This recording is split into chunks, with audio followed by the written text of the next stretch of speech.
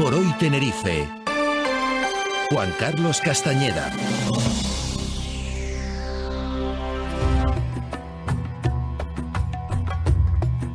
Diez 51 minutos, tiempo de ciencia, ser innovación, con Jorge Méndez, profesor de física de la Universidad de La Laguna. Jorge, buenos días. Buenos días, Juan Carlos. Bueno, pues hoy, como siempre, temas interesantes, pero seguimos hablando de materiales, ¿no? Yo creo que, sin temor a equivocarme, que por bien o por mal se ha convertido en uno de los temas candentes en Canarias, que yo creo que es importante también tener este debate sobre posibles diversificaciones económicas, sobre posibles investigaciones de otras cosas, ¿no? que nunca se han hecho aquí y hay que explorarlas. Entonces, yo creo que lo mejor es oír a los expertos, como siempre.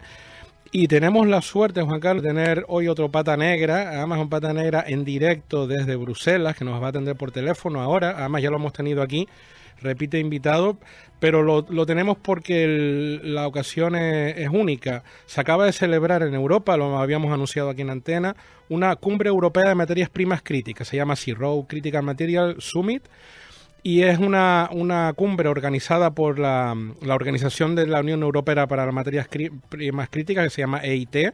Raw Material es su 6ª edición, ¿vale? Se lleva 6 años celebrando.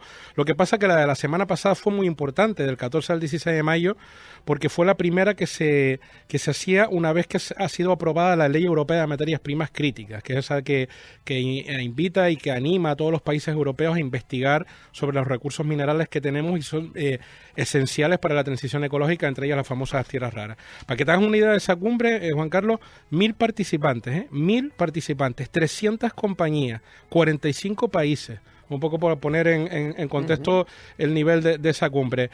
Por ejemplo, la ministra de Groenlandia estuvo allí también hablando sobre el ejemplo de su país, apostando por una minería responsable y una diversificación económica. Pero bueno, todo esto nos lo va a contar de primera mano alguien que sí estuvo en esa cumbre por parte de España, que es el invitado, que es César Luase, que es un doctor ingeniero de minas, es director general de Primigea, que es la Confederación Española de las Industrias de las Materias Primas Minerales, es secretario general de la Fundación Minería y Vida, y nos atiende en directo desde Bruselas. Si te parece, lo saludamos, Juan Carlos. Muy buenas tardes, César Luase, muy buenas tardes. Hola, buenos días, ¿cómo están? Sí, buenos días. Buenos días para nosotros, casi buenas tardes para ti, ¿no? No, casi.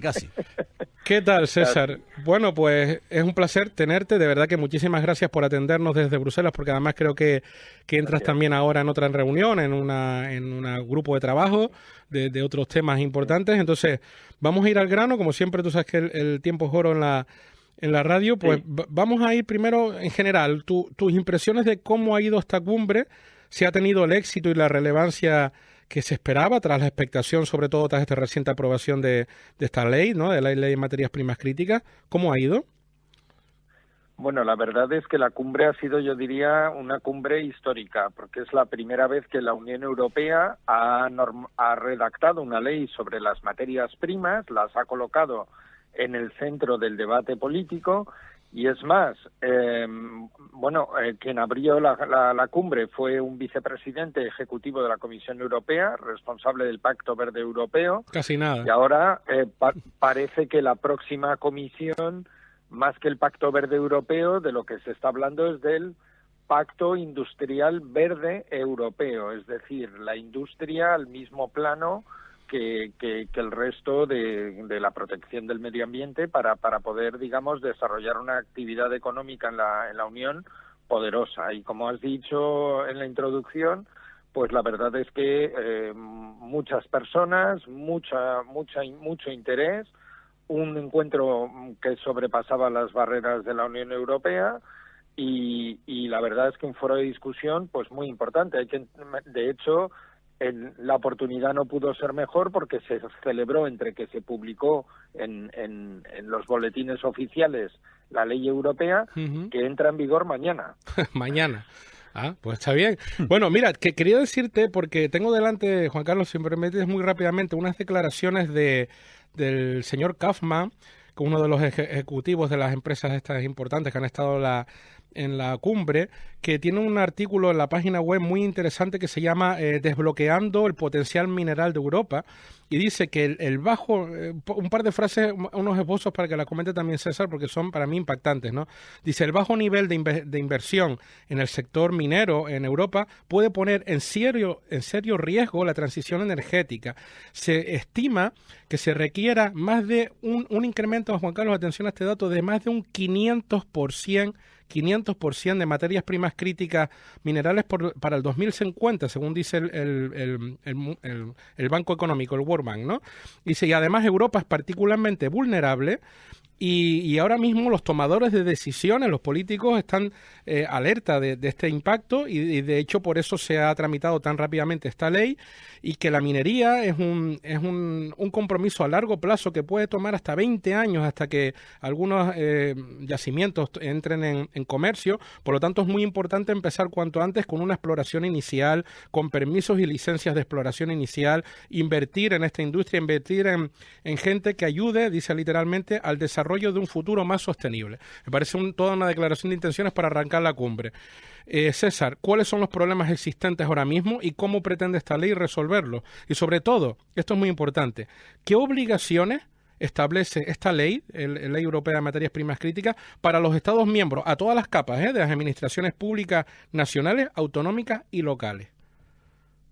Bueno, vamos a ver. El primer problema que tenemos, y efectivamente esas declaraciones son perfectamente ciertas, es que la transición energética, y no solo la energética, también la digital y también el desarrollo de otras industrias como la aeroespacial y otras de vanguardia, o incluso la capacidad de defensa de Europa ante las amenazas que todos conocemos, van a hacer que se disparen las necesidades de materias primas, y en particular de las críticas. ¿Qué es lo que sucede? Pues que España y Europa llevamos 40 años pensando que la extracción de minerales no era una cuestión nuestra, sino que tenía que hacerse en otro lugar, y ahora mismo la Unión Europea está muy amenazada porque digamos los suministradores de la Unión Europea son suministradores que se llaman Rusia, China y países similares. Nuestros amigos, entonces, vamos. Exacto, entonces es una cuestión. Yo incluso he asistido a alguna conferencia del Ejército en relación con la necesidad de llevar una estrategia incluso de materias primas aplicadas a la defensa. Casi nada. Es decir, pero lo importante también es que los ciudadanos entiendan que no es que sea un problema de la Unión Europea, es un problema de los ciudadanos de la Unión Europea. Es decir, la Unión Europea está reaccionando tarde, pero más vale tarde que nunca, para tomar unas medidas importantes que puedan revertir una situación que se había convertido muy peligrosa para, digamos, la actividad económica europea y, por lo tanto, vamos a decirlo claramente, para los estados democráticos y para el nivel de vida económico de la Unión Europea y para los derechos de los ciudadanos, que es de lo que estamos hablando. Y para la transición ecológica, César, porque si hablamos de un pacto verde europeo, también, sin tierras raras no hay pacto verde. Por supuesto, es decir, pero lo importante es que los ciudadanos, todos tenemos que entender que todo, como todo lo que nos rodea, todo absolutamente tiene una relación directa o indirecta con las materias primas del tipo que sean. Si queremos seguir manteniendo la calidad de vida que tenemos, los derechos que tenemos, etcétera, tenemos que darle la vuelta a la situación y tenemos que apostar por acceder a los recursos en Europa. No es la única línea de la ley, que también lo quiero matizar. Vale. Entonces, ¿qué es lo que sucede? Que hay no son unas recomendaciones a los Estados miembros. Digamos que se establece una auténtica estrategia europea al más alto nivel, encabezada por la presidencia de la Comisión Europea, donde se les pide a los Estados miembros que tienen que adoptar una serie de medidas de muy variada índole. Por ejemplo, tienen que realizar investigaciones geológicas. También la propia ley dice que las investigaciones geológicas de recursos se deben hacer, por supuesto, con todos los respetos al medio ambiente y también usando todo el abanico de tecnologías que no son invasivas y que no generan impactos o apenas ningún impacto en el territorio y en el medio ambiente. Pero eso no es lo único. Como se ha dicho, ahora mismo la tramitación de un proyecto minero desde el estado cero hasta el momento en el cual puede poner las toneladas a la venta, pues es un trabajo muy largo, muy arduo, de muchos años, y entonces la Comisión lo que le fuerza a los Estados miembros es a tomar una serie de medidas para hacer una tramitación más rápida, más eficaz y más coordinada. De hecho, crea lo que se llama un punto de contacto único, es decir, el promotor no tiene que ir a 5 ventanillas o a 20, sino que con una única ventanilla puede resolver todos los problemas, y además establece unos plazos acelerados de tramitación. Pero también es muy importante que los ciudadanos entiendan que la propia Comisión dice que sin que eso suponga un menoscabo de la protección del medio ambiente y de la salud de las personas. Es decir, los proyectos van a recibir, además, de hecho lo dice la propia reglamentación europea, van a requerir cumplir con unos estándares ambientales certificados que de hecho van a facilitar su tramitación, pero de alguna manera van a garantizar que las personas del entorno no se vean afectadas en absoluto, ni las personas ni por supuesto el medio ambiente. Y otro montón más de obligaciones más técnicas que César, yo creo que pues la verdad es que es muy interesante lo que estás contando, porque lo que estás diciendo tú también, permíteme un inciso aquí, porque no se trata ya solo de no depender de terceros. Ese es, diríamos, un poco el criterio egoísta, ¿no? Yo quiero depender de mí mismo. Pero también es un criterio, si me permites un poco, que de verdad, si queremos hacer las cosas con cierta moralidad, pues creo que una minería responsable en Europa, con todos los estándares medioambientales, es mucho mejor que mirar, es decir, torcer la vista, mirar para otro lado y seguir comprándole esos móviles que tenemos encima de la mesa a con unos minerales, con unas tierras raras sacadas en sitios con que no se respetan ni los derechos humanos. Es decir, niños están sacando esas tierras raras, ese cobalto, como en África, y esas tierras raras como en China, y tirando los residuos en el mismo lago donde viven. Es decir, cosas que aquí en Europa no se haría, ¿no? Porque quiero que sepa, aquí en Europa, por sin ir más lejos, en Canarias, en las canteras que tenemos aquí, yo todavía no he visto niños trabajando en las canteras. Entonces, si no vamos a ver niños trabajando, claro, supongo que si no hacemos eso, tampoco vamos a tirar los residuos potenciales de cualquier extracción que se pueda hacer. Pero hay dos cosas que se nos echa el tiempo encima, Juan Carlos. Hay dos charlas que a mí me dejaron muerto, es decir, me impactaron tanto que quería, ya que César estuvo in situ, y es un lujo tenerle, estuvo participando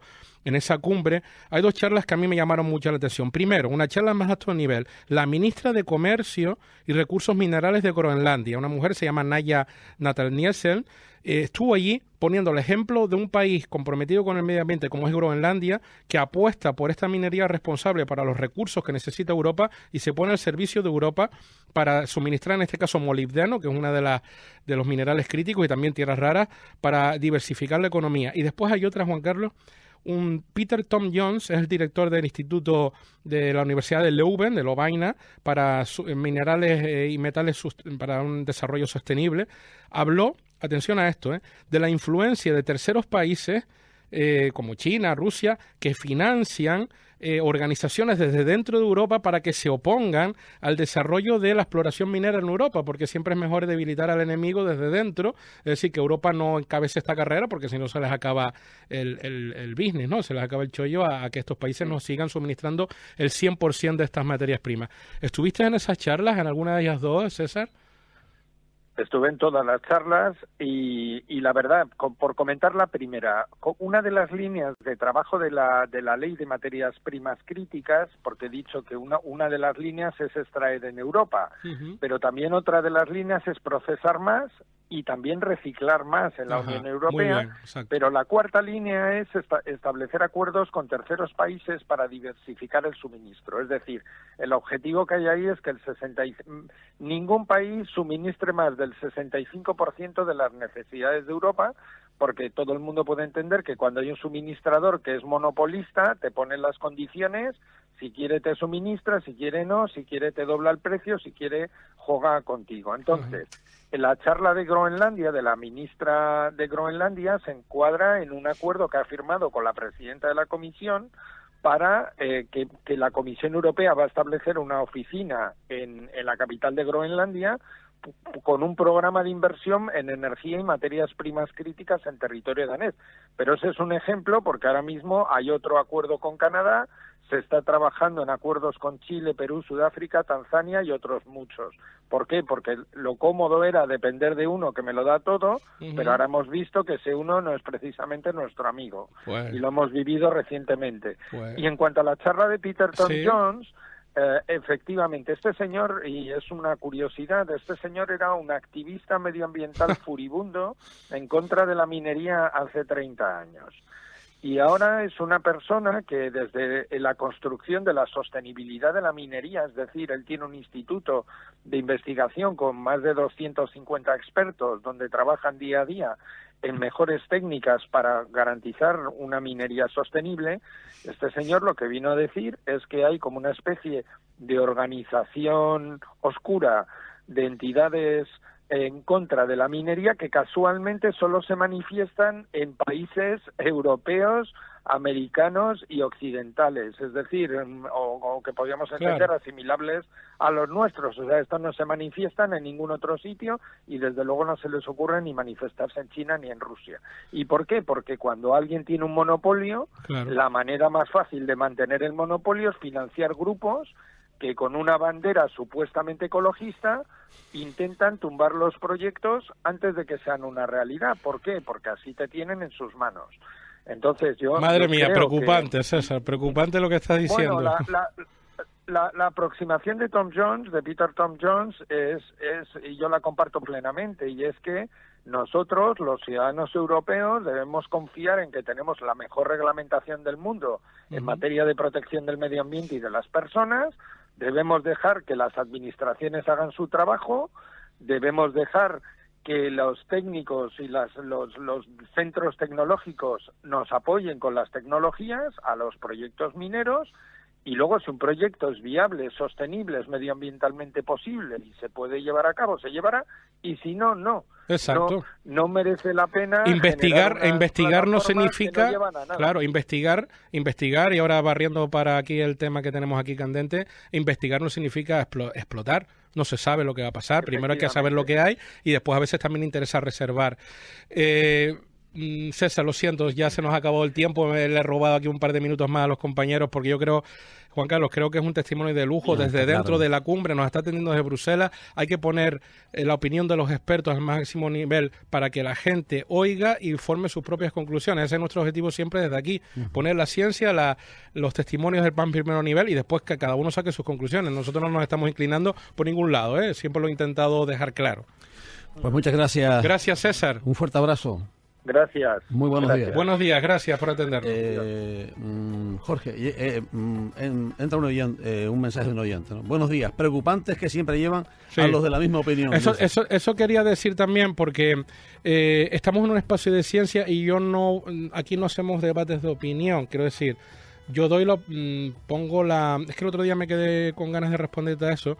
Quiero decir que si la cadena quiere organizar un espacio de debate, por supuesto, organiza un espacio de debate con todos los puntos de vista. Nosotros en un espacio de ciencia traigo a los expertos de este tema. Si alguien me propone también un experto en otro tema, pero si vamos a hacer un debate de opinión, no es en este espacio, es un debate de opinión. Entiendo yo, que ahí sí yo también podría participar y otros compañeros, lo que sea. Pero ahí quería decir que, bueno, pues que no hemos intentado hacer un debate de opinión donde puedan caber más respuestas, sino una opinión técnica de alguien que está dentro de esta cumbre, nada más. Eso es lo que. Pero que por supuesto me parece que el debate debe estar en la sociedad, claro que debe estar.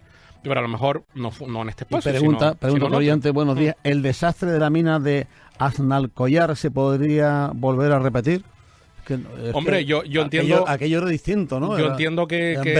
Eran vertidos directamente al río, ¿no? Entiendo que son situaciones distintas. Es como plantearte que Chernóbil puede pasar en cualquier momento, que puede pasar un Prestige en cualquier momento. Hombre, los desastres y los accidentes siempre están ahí, pero desde luego lo que se está planteando ahora, Juan Carlos, en Canarias, no tiene nada que ver con eso. Estamos en un planteamiento de investigación. De hecho, y no quiero alargarme más, pero parece que ya se empiezan a oír voces, si estuviste ayer pendiente al Parlamento, de que que parece que no va a ser tan malo investigar, si lo hacemos con el ITC, etcétera, ¿no? Bueno, pues me alegro que por lo menos se hable de investigar. Que la pregunta es muy fácil y te la hago por enésima vez. ¿Cuánto espacio se vería en metros, para entendernos, metros cuadrados afectados por una prospección, por una investigación? ¿por una investigación Sí, o por una explotación? Es que es diferente. No, pues no. Primero para saber qué hay. Para saber qué hay, te lo Sí. digo rápido. 1 metro cuadrado es la zona de tierra que se va a tocar para Vale. sacar un testigo de roca. 1 metro cuadrado. Profundidad, 8... Con una broca de taladro de 8,5 centímetros, Vale. centímetros. Para investigar. para investigar, para saber si O hay. sea, quiero decir Vale, que- venga, corriendo. Sí. Explotación. Explotación, llegado el momento, el tamaño medio de una cantera de las que tenemos en Canarias. Estamos hablando de pocos metros cuadrados, no creo que llegue ni siquiera a 500, a algo más de 1.000 metros cuadrados o algo así. No podría. Estamos hablando de tamaños medios de canteras, que eso lo quería decir, porque cuando se presentó un proyecto que presentó una empresa en Fuerteventura, dijo que se habían pedido cuadrículas mineras de investigación por 25 kilómetros cuadrados y eso iba a arrasar el 10% de la superficie. No, es para investigar. Por supuesto que explotar no va a ser 25 kilómetros cuadrados, ni mucho menos. Muchísimo menos el tamaño medio de cualquier cantera en Canarias. Muy bien, Jorge. Nada más. Eso es Muchísimas gracias. Venga. Venga, gracias, Juan 11 Carlos. y 11 minutos. Venga, un abrazo. Gracias.